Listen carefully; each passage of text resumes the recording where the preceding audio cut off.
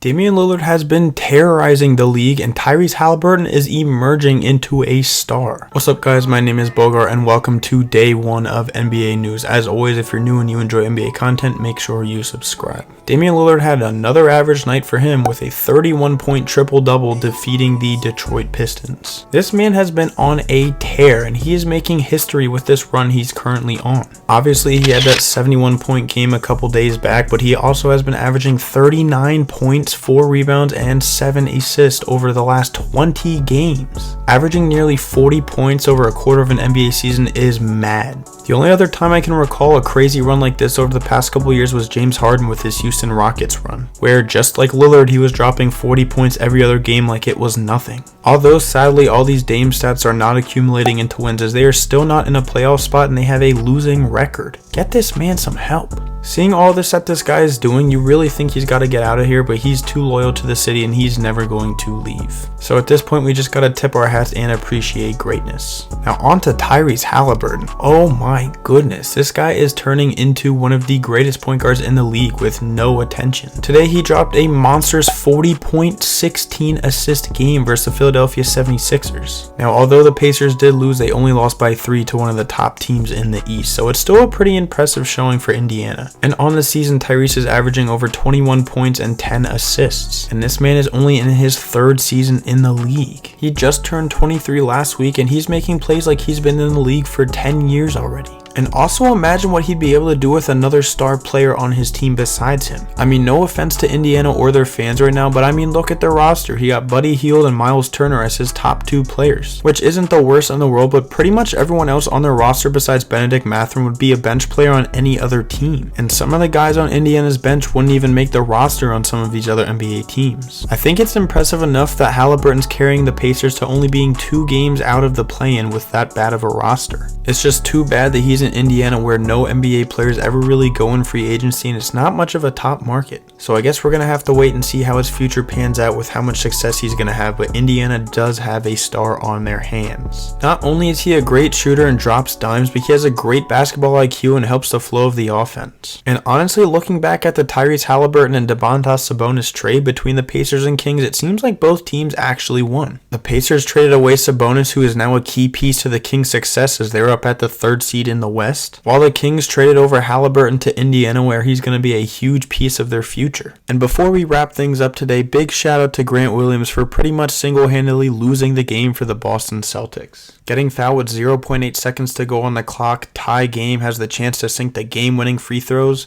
goes and talks smack to Donovan Mitchell, says that he is going to sink both, and then goes 0 for 2. And just to make matters worse, the Boston Celtics go on to lose in overtime and the Cavs win the game. See you in Shanghai, Grant.